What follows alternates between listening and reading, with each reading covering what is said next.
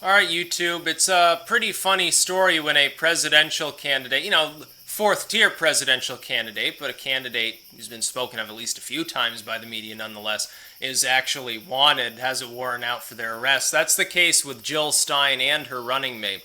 Uh, they went to the Dakota Access Pipeline, where, of course, there are many protesters.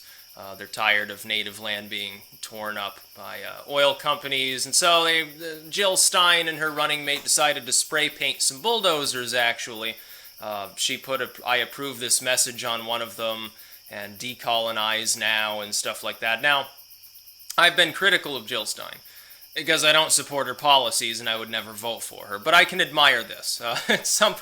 Somebody with, I guess, the balls to do something like this. That's a +1 for her, regardless of what I think about her proposals. It's not going to make me support her or anything like that, but it is ballsy. She has a warrant out for her arrest now. There, I find it funny though. You'll see the media talks about this, and they'll say, "Oh well, presidential candidate wanted for vandalism and trespassing and blah blah blah," and government crackdown. Oh, it's illegal to protest here on your own reservation, which I don't quite understand. A judge did issue an injunction on part of the work. So I'm going to stick by what I said earlier. Apparently there is some legal question as to whether the government can even build this where they're trying to build it. I think that question should be thoroughly examined and answered before any work continues. It would also, at least in the interim, probably make the protesters go away. I would think it'd be like a win-win. No, you don't have this issue anymore because you're not actively building. Why don't you seek to build it elsewhere? Why don't you seek negotiations with these tribes? But the government doesn't like to negotiate with anyone, essentially, and just like to gun people down, take their land. I talked earlier, eminent domain should be significantly reformed. In use, yeah, it's appropriate for it to be used when it needs to. But they have to sweeten the deal, I think, for people who are affected by it. If you're being forced to sell your land, forced to let something be put on your land, I would think it would be only reasonable that you would get more than the value of your land, which has been scarified and destroyed. It has sentimental value or whatever. I think the government should at least take that into consideration. But I will say this is ballsy. But the media is not talking about the fact that Hillary Clinton is guilty of 1,000 different crimes under the sun. They'll softball her. They'll say, oh, well, Jill Stein's wanted. Now, she hasn't had her day in court yet. She hasn't been found specifically guilty of a crime. She's just wanted in connection with this act of vandalism. I don't care that she's on camera doing it. She still gets her day in court, right? Well, Hillary Clinton avoids even going to court all of the time, and they declare her innocent of everything preemptively at this point in the media. It's funny, some media outlets are saying, oh, Hillary's being treated unfairly by the media. What are you talking about? Well, all I've read from everyone, well, even Fox News gives her softballs now. It's like Breitbart.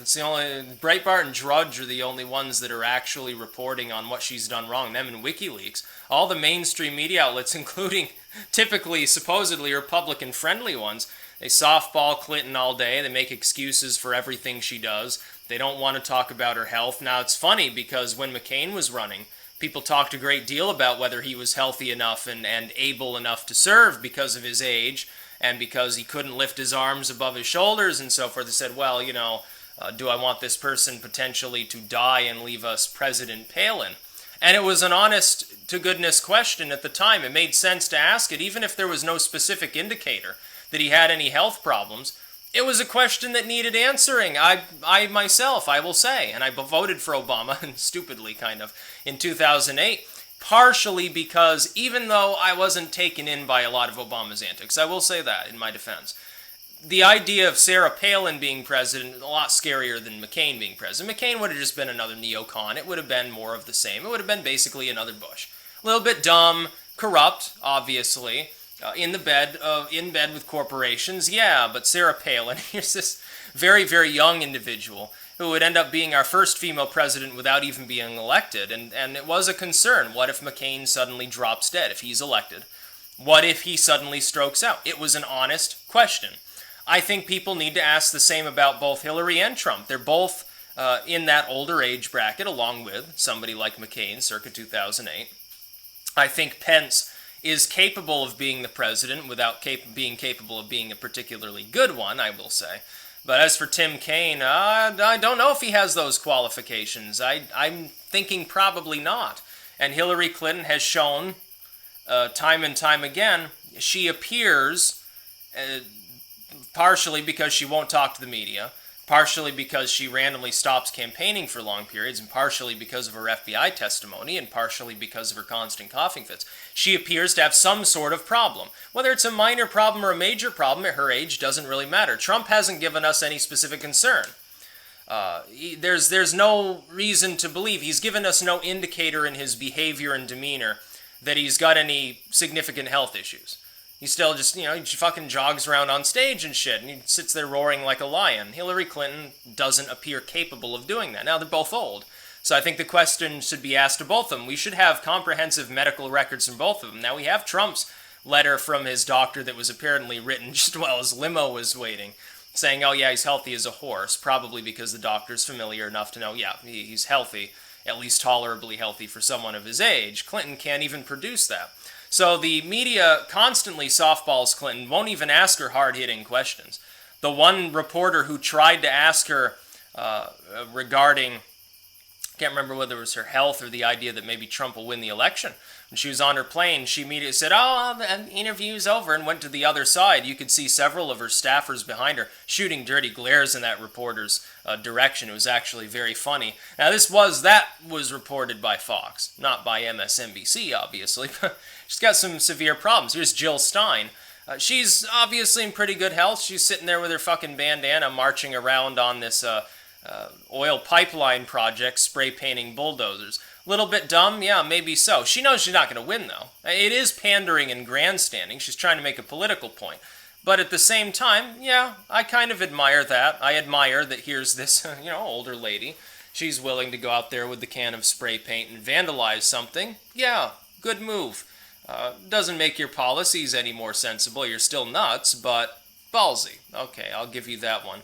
And it's very, very funny to see the government is willing to put out an arrest warrant for spray painting a bulldozer. Yeah, like a coat of spray paint on the shovel. Stops it from working. Okay, that makes a lot of sense. I think that's relatively minor. She gets an arrest warrant. Hillary Clinton compromises tens of thousands of classified emails, gets nothing. Gets the FBI director saying, yeah, we're not going to press charges. Yeah, dishonest, should have known what she was doing, obviously did. Completely stupid, but we're not going to seek any charges. They would seek charges if I accidentally received one classified email and exposed it even a little bit. I'd probably be in a gulag right now. Hillary Clinton does that 15,000 times or some insane number. No charges for her. She didn't mean to do anything wrong. She had no criminal intent. How do you fucking know? You have all these other departments and tech professionals digging up other materials that the FBI apparently wasn't even aware of. Did you actually do a thorough investigation?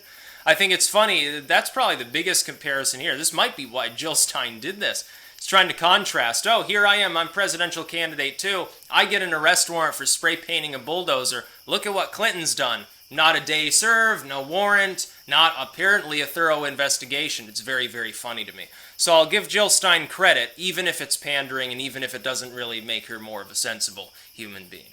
That's about all. Peace out.